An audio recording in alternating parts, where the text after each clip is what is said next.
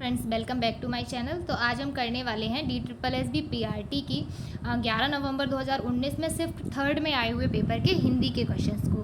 तो चलिए शुरू करते हैं अपना वीडियो।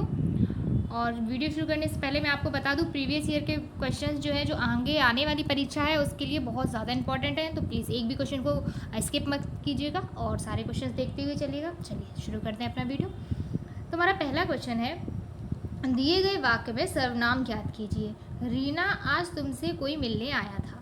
तो आज तुमसे कोई मिलने आया था, यहाँ पे कोई वर्ड का हो गया ना प्रयोग। तो इसका मतलब है तो ये हो गया अनिश्चयवाचक सर्वनाम, क्योंकि निश्चित नहीं है कौन मिलने आया था। चलिए अगला प्रश्न देखते हैं।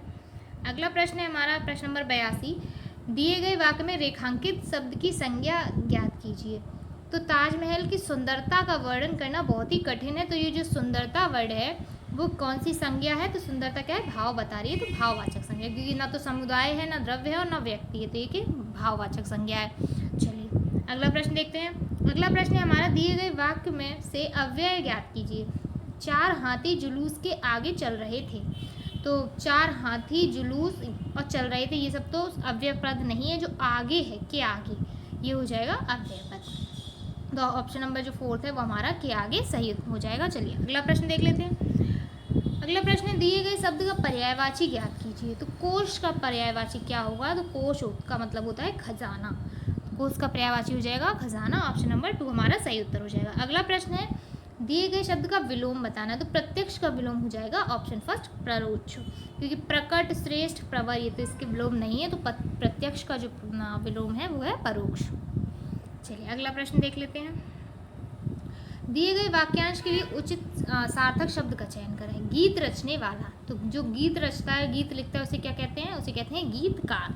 गायक होता है गीत गाने वाला, गायिका भी गीत गाने वाली, ग्रंथ लिखने ग्रंथकार, तो गीत लिखने वाला गीतकार। चलिए देखिए, वोकैब के क्वेश्चन जो है DSSB PRT में सबसे ज़्यादा पूछे जा रहे हैं। ये मैंने जितने भी प्रीवियस ईयर पेपर्स अब तक देखे उनमें ये चीज़ है कि सबसे ज़्यादा वोकैब से आ रहा है। ग्रामर अलग से, संज्ञा सर्वनाम के क्वेश्चन से उतने ही आपको वोकैब के देखने को मिल जाएंगे। विलोम, पर्यायवाची, एक शब्द, इस तरीके के।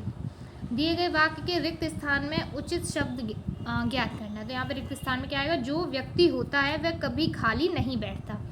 वह कभी खाली नहीं बैठता। तो कैसा व्यक्ति नहीं? आलसी नहीं, सुंदर भी नहीं, भावी। जो परिश्रमी व्यक्ति होगा वो नहीं बैठेगा कभी खाली। तो ऑप्शन बी जो है, ऑप्शन सेकंड जो हमारा सही उत्तर है। अगला प्रश्न देख लेते हैं। दिए गए वाक्य में रेखांकित शब्द का पुरुष ज्ञात करना है। बारिश में हमारी पुस्तकें भीग गईं। तो जो हमारी शब्द है इसमें कौन सा पुरुष होगा? तो हमारी क्या है? उत्तम पुरुषवाचक है। ठीक है, उत्तम है और पुरुषवाचक। पुरुषवाचक तो है उत्तम, मध्यम और अन्य और प्रथम का आपको ध्यान। देखिए ये प्रश्न है हमारा, दिए गए वाक्य का काल ज्ञात कीजिए। जो कमाए सो खाए। तो जो कमाए सो खाए यानी कि भविष्य की बात हो रही है। जो कमाएगा वो खाएगा। जहाँ गा आ जाए, गागी, तो वो क्या हो जाता है? भविष्य में। जो कमाएगा वो खाएगा। जो कमाए सो खाए का मतलब है हेतु, हेतु मत भविष्य काल, यानी कि पूरी तरह संभावना नहीं है कि कौन खाएगा कौन नहीं। जो कमाएगा वो खाएगा। चलिए अगला है, दिए गए वाक्यों में से शुद्ध वाक्य ज्ञात करना है। तो दादाजी ने खाना खाई, ये तो यहीं पे गलत हो गया, खाना खाया होगा। मोहन छत पर गया क्योंकि वह पतंग को उड़ाना था। पतंग को उड़ाना था, ये इस जगह ये गलत हो गया। माँ ने बाजार से सब्जी खरीद कर लाई, ये भी आप खुद ही देख सकते हैं। माँ ने बाजार से, माँ बाजार से सब्जी खरीद कर लाई। माँ ने बाजार से नहीं, माँ ने बाजार की सब्जी नहीं, बाजार से सब्जी लानी होती। चलिए अगला देख लेते हैं। व्यस्त होने के कारण नीतिका फिल्म देखने नहीं गई। तो ये जो है हमारा एकदम शुद्ध वाक्य हो जाएगा। अगला प्रश्न है, दिए गए वाक्य में मिश्र वाक्य ज्ञात करना है। तो मिश्र वाक्य क्या होगा? जिसमें क्या है कि 2 वाक्य मिले हुए होते हैं। तो ममता समझदार ही नहीं, प्रतिभावान भी है, ये तो एक ही वाक्य। ममता समझदार और प्रतिभावान है, ये भी नहीं होगा। ममता क्या है? प्रतिभावान है क्योंकि वह समझदार है। तो इसमें जो क्योंकि वर्ड से जोड़ा गया है, इसलिए ये हो जाएगा एक मिश्र वाक्य। अगला देखते हैं। अगला प्रश्न है हमारा, दिए गए वाक्य के लिए किस प्रकार के विराम चिन्हों का प्रयोग किया जाएगा ज्ञात कीजिए। सुनो सुनो वह क्या बोल रही है। तो क्या है? सुनो सुनो, तो एक बार यहाँ पे कॉमा आएगा, सुनो सुनो, और ये वह क्या बोल रही है, ये आएगा। इस तरीके के 3 आ जाएंगे विराम चिन्ह। अल्प विराम आएंगे, फिर पूर्ण विराम। तो ऑप्शन फर्स्ट हमारा सही हो जाएगा। चलिए अगला देख लेते हैं। एक सेकेंड। अगला प्रश्न है हमारा प्रश्न नंबर 93। दिए गए विराम चिन्ह में से लाघव चिन्ह का चयन कीजिए। तो हमारा जो लाघव चिन्ह है वो कौन सा हो जाएगा? ऑप्शन नंबर बी, यानी कि ये जो है हमारा सही चिन्ह हो जाएगा। अगला प्रश्न देख लेते हैं। दिए गए मुहावरे का अर्थ बताना है। जान में जान आना मतलब क्या है कि उसकी जान में जान आ गई, किसी बात से वो परेशान था, ऐसा कुछ होगा। तो क्या है कि भय दूर होना, इसकी जान में जान आना मतलब भय दूर होना। ऑप्शन नंबर बी हमारा सही उत्तर हो जाएगा। अगला प्रश्न है। दिए गए रिक्त स्थान में उपयुक्त मुहावरे का चयन कीजिए। हम अपने दुश्मनों को समझते हैं। तो हम अपने दुश्मनों को क्या समझते हैं? को क्या घुटना देना समझते हैं? बिल्कुल नहीं। गहरी छन्ना समझते हैं?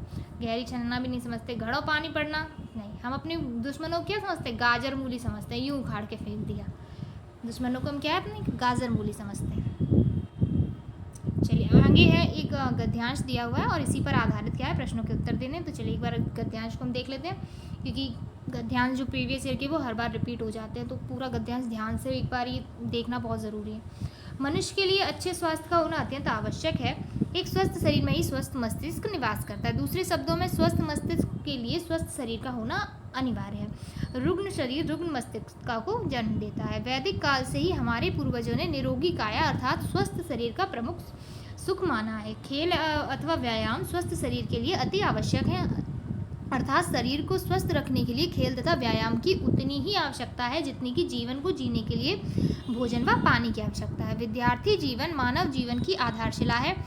इस काल की आत्मसात की गई समस्त अच्छी बुरी आदतों का मानव जीवन पर स्थायी प्रभाव पड़ता है। अध्ययन के साथ साथ व्यायाम मनुष्य की सर्वांगीण विकास में सहायक है। विद्यार्थी जो अपनी पढ़ाई के साथ खेलों को बराबर का महत्व देते हैं वे प्रायः कुशाग्र बुद्धि के होते हैं। वे तन और मन दोनों से ही पूर्ण रूप से स्वस्थ होते हैं।